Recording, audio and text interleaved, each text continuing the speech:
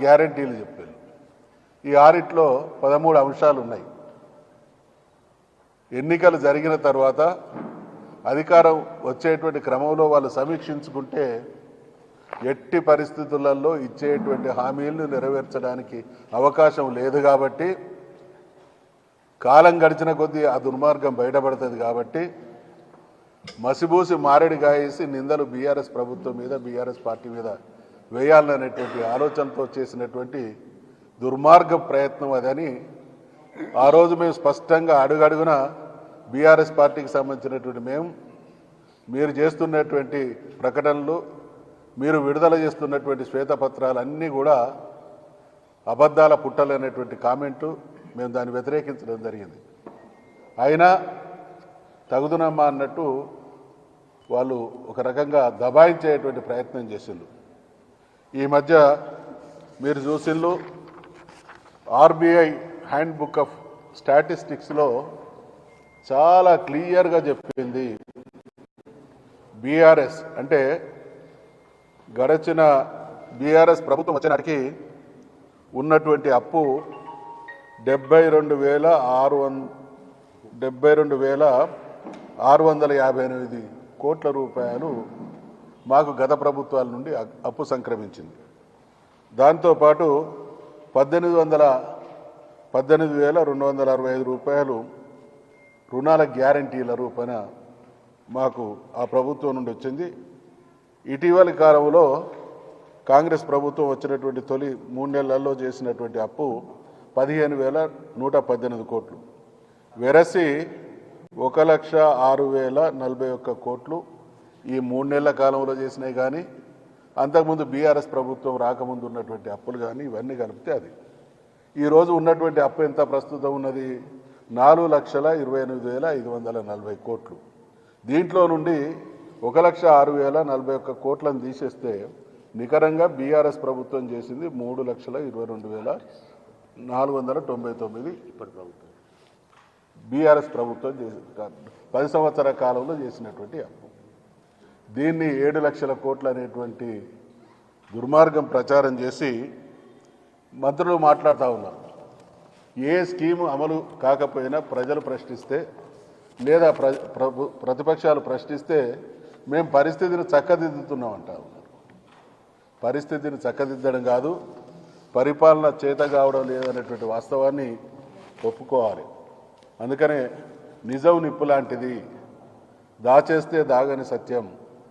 ఇవాళ ఆర్బీఐ అంటే మనందరికీ కూడా తెలుసు, reserve bank of India bankers bank అంటారు దాన్ని. అంటే ఆ బ్యాంకు చేసేటువంటి ప్రతి కూడా చాలా స్పష్టతతో కూడుకొని ఉంటుంది. మరి మేము తెలంగాణ రాష్ట్రం ఏర్పడినటువంటి తొలినాళ్ళలో మీ అందరికీ తెలుసు, కొత్త రాష్ట్రం అంతా అగమ్యగోచరమైనటువంటి పరిస్థితి, గందరగోళం, అధికారులు ఎందరుంటారో తెలియదు, ఎక్కడ కూర్చోవాలనో తెలియదు. అప్పటికి 2 రాష్ట్ర ప్రభుత్వాలు కూడా ఇక్కడి నుంచే నడుస్తూ ఉన్నాయి. అటువంటి పరిస్థితులలో కేసీఆర్ గారు అధికార పగ్గాలను చేపట్టి ఆత్మవిశ్వాసం కల్పించడంలో భాగంగా తెలంగాణ ప్రాంతంలో ఆ రోజున్నటువంటి తీవ్రమైనటువంటి సమస్య కరెంటు సమస్య విషయంలో ఎన్నికలకు ముందే ఆయన కొంత దీనికి కాలయాపన జరుగుతుంది, ప్రజలు కూడా అర్థం చేసుకొని సహకరించాలని అన్నారు. ప్రజలకు ఇచ్చినటువంటి సమయం కంటే ముందే కరెంటు సమస్యను శాశ్వతంగా పరిష్కరించిండు. ఆ రకంగా కరెంటుతో మొదలుపెట్టి 5 సంవత్సరాల మొదటి పీరియడ్లోనే తెలంగాణ ప్రాంతం 60 సంవత్సరాలు ఏ సమస్యలతోనైతే కునారిల్లిందో అనేక సమస్యలకు పరిష్కారం చూపించిండు. ఆ తదనంతరం వచ్చినటువంటి 5 సంవత్సరాల కాలంలో దేశంలోనే అగ్రగామి రాష్ట్రంగా తెలంగాణ నిలబెట్టిండు. ఇవాళ 10 సంవత్సరాల కాలంలో అద్భుతాలు చేసి ఒక సుస్థిరమైనటువంటి వ్యవహారాన్ని బీఆర్ఎస్ ప్రభుత్వం చేస్తే ఇవాళ వచ్చినటువంటి 1 సంవత్సర కాలంలోనే ఈ గవర్నమెంటు ఎంత అస్థిరత. అందుకనే మేము చెప్తా ఉన్నాం, ఇది మా విధానం. బీఆర్ఎస్ ప్రభుత్వం కానీ పార్టీ విధానం కానీ సుస్థిరత అయితే చిన్నాభిన్నం చేయడం, అస్థిరత్వాన్ని ఆహ్వానించడం అనేది కాంగ్రెస్ పార్టీ విధానం అనేటువంటి విషయాన్ని గుర్తు చేస్తూ ఉన్నాం. ఆ రోజు మేము వచ్చిన తర్వాత అనేక విషయాలలో దేశంలో బీఆర్ఎస్ తెలంగాణ రాష్ట్రం అగ్రగామిగా ఉన్నది.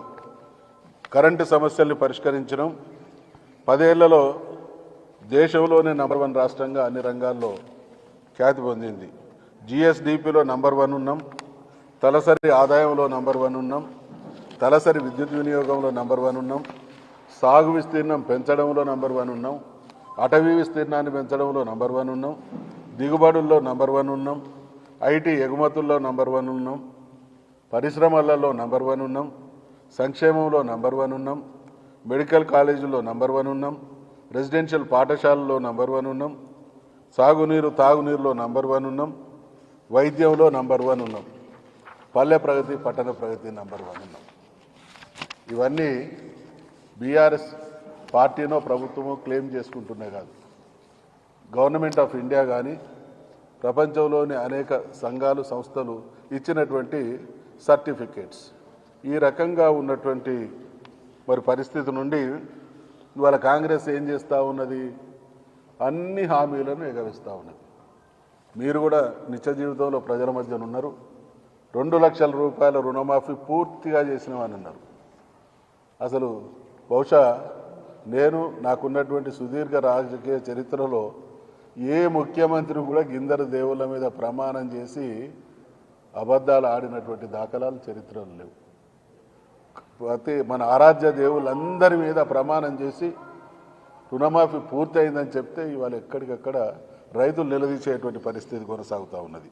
6 గ్యారెంటీలు ఎగవేసిళ్ళు, హైడ్రా పేరిట చేస్తున్నటువంటి దుర్మార్గం, పేదవాళ్ళ ఇండ్లు కూల్చేస్తే తెలంగాణ మొత్తం ఒక నెల కాలం పాటు కంటి మీద కుడుకులేనటువంటి పరిస్థితి. హైడ్రా చేస్తున్నటువంటి దుర్మార్గం హైదరాబాదులోనైనా గ్రామీణ తెలంగాణ మొత్తం కూడా గజగజ వణికింది. కారణం, బతుకు తెరువు కోసం తెలంగాణలో ఉన్నటువంటి అనేక మారుమూల ప్రాంతాలకు సంబంధించినటువంటి ప్రజలు హైదరాబాద్ నగరానికి వలసపోయి జీవనభృతి వెతుకొని బతుకుతూ ఉన్నారు. అటువంటి నిరుపేదల మీద దాడి జరిగింది కాబట్టి తెలంగాణ అంతా కూడా అట్ట ఉడికింది.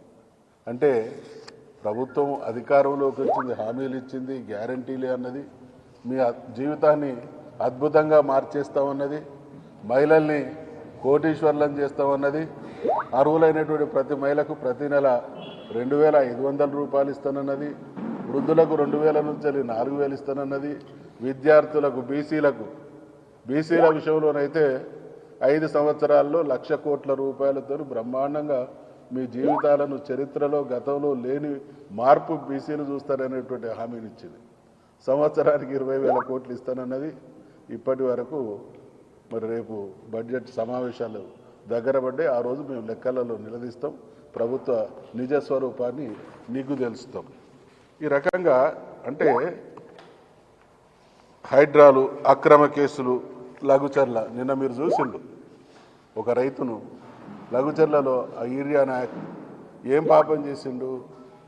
ఆయన తరతరాలుగా మనందరికీ కూడా తెలుసు, మహబూబ్ నగర్ ఒకప్పుడు వలసలు పోయినటువంటి జిల్లా.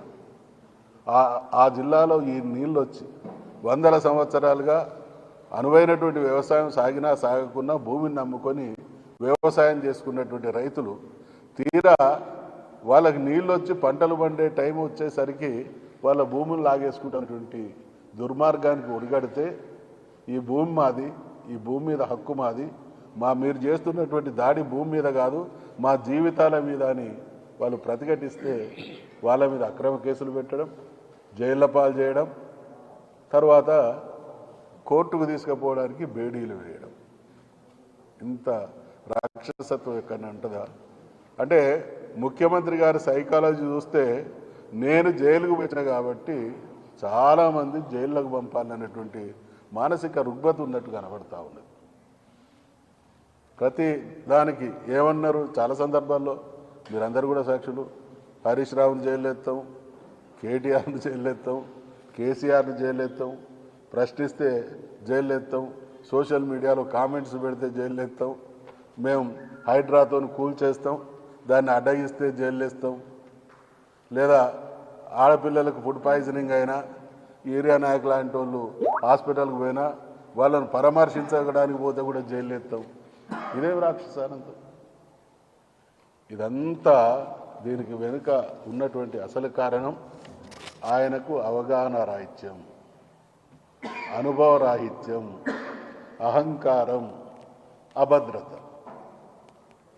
ఆ మధ్య ఎప్పుడోసారి నిన్న ఇవాళ మీరు టీవీలలో చూస్తూ ఉన్నారు, ఏది బట్టి విక్రమార్క